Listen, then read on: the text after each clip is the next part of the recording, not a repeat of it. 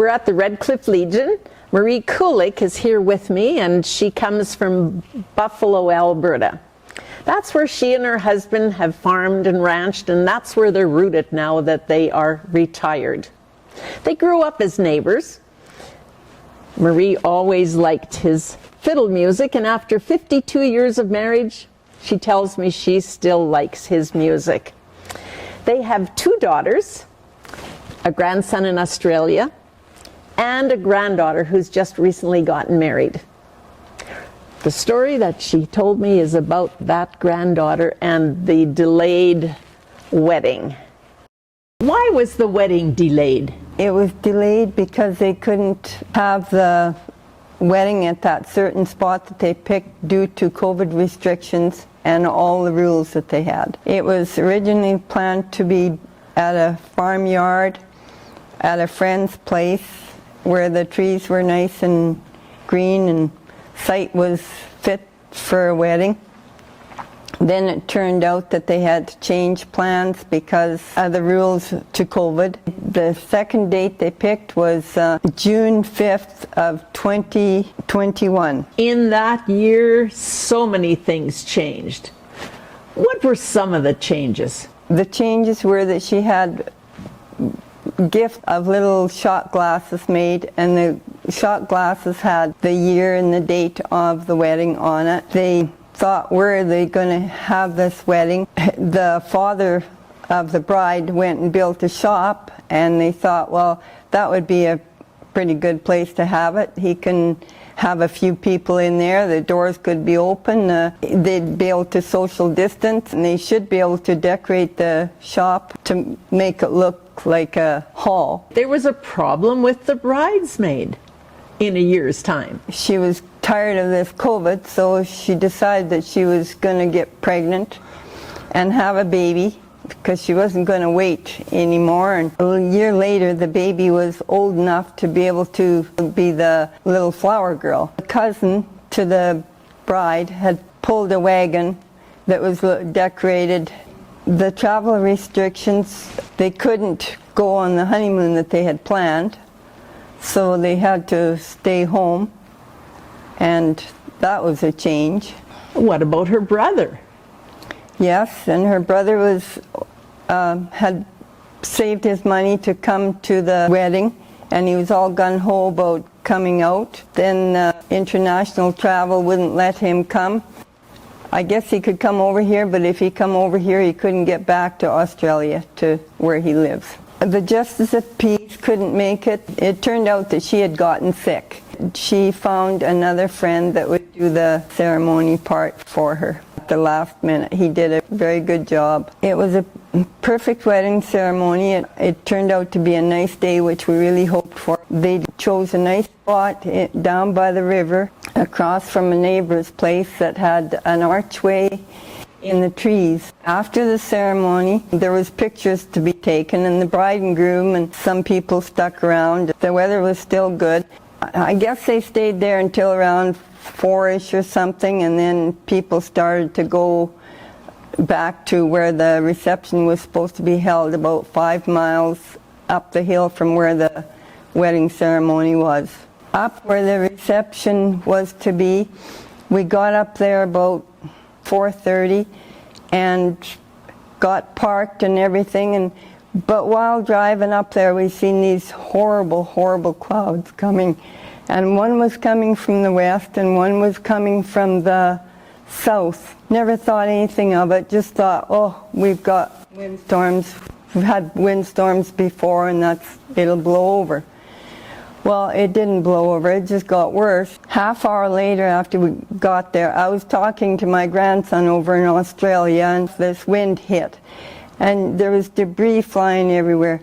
Picnic tables were flying, beer boxes were flying. My husband had gone to the shop already because that's where the reception was to be held, but I stayed back in the truck. The wind hit so bad that I couldn't get out of the truck. Nobody would let him back out to get me because the wind was just so bad. It even took granaries from over beside where we were parked. And I looked back and I seen one flying through the air And I thought, oh no. At that point, you couldn't see nothing. It was just plumb black. The porta potties scattered them, dumped them over. There was a trailer parked behind us. It ripped one of the little beds that extended from the trailer. It took two cars and it flipped one on top of another car, and then it flipped it back down again. It was just a mess. There was that granary that pinned a guest at the wedding, which turned out to be our daughter. At that point, I didn't know it was her. A young fella came out to the truck and he told me that someone was hurt. I said, who was it?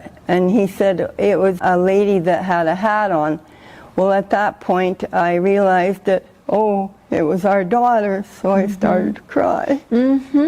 Our daughter was okay. It turned out that after they got her into the shop, there was 4 young lads that went out there, and somehow they lifted the granary off of her, and they pulled her out from there and took her into the shop, sat her on a chair. One of the girls that was playing the music was a paramedic at one point, and she took care of her. She was asking her questions, and she knew where she was and everything, and it turned out that she just had a cracked pelvis. The wedding reception, after we realized everything was going to be okay, went fine. As Mr. and Mrs. Chris and Carrie Lynn Tucker, they are now husband and wife, live in Acadia Valley. They've got some cows now, and they live in town, but someday their dream is to be on a farm.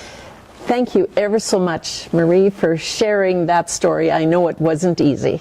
I've heard of glitches in weddings before, but there were more glitches here than I've ever known could be possible.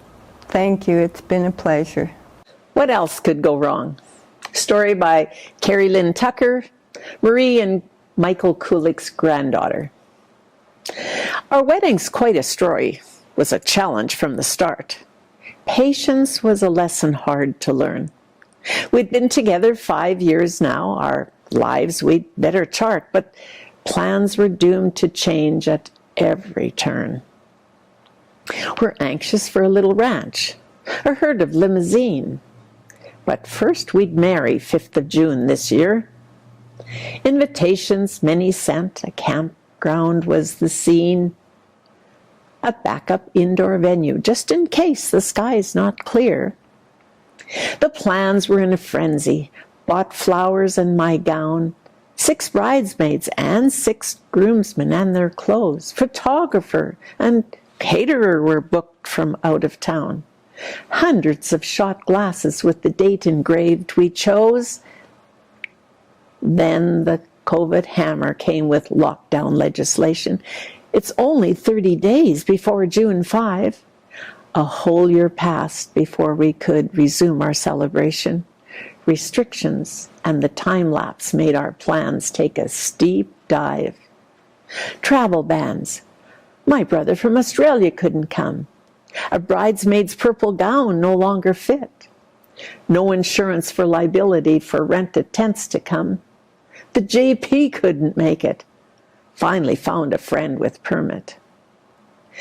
The limo booked to drive the wedding party wouldn't come. Limit COVID's passengers to 10.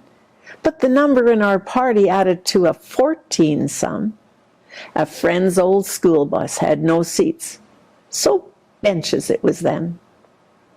The adaptations and the wedding went without a hitch. In a neighbor's grove of trees and prairie land. We borrowed someone's Quonset for the supper venue switch. By now, an 8-month flower girl and cousin were on hand. But just when photographs were done and guests for supper went, the rain poured down. No wind, a bit of hail. Sheltered in the school bus, cell phone messages were sent. Are you safe? Up here, tornado has a savage gale. Up the hill we came to see the mess and flashing lights of ambulances and a fire truck. Grandma's on an Aussie line describing all the sights. A granary pinned my aunt. So glad the guys got her unstuck. One SUV landed on another. Both were wrecked. Our honeymoon pulled trailer upside down. With tables and debris that were flying, you'd expect there was damage to the guest trailers and the buildings all around. We are relieved my aunt recovered from a pelvic crack. We're thankful not a single life was lost. The keepsake of a shot glass that each guest has taken home has the wrong date, with which is ever more embossed. But now I'm glad to tell you that since our stressful wedding plight, we have a little herd of limousine. Together we are waiting and we're patient for a sight and the money for a little ranch for which we both are keen. But most important is the fact that now as man and wife, our bond's much stronger than before. I feel assured if we can weather this much wedding strife, then we can cope with anything that comes to our front door.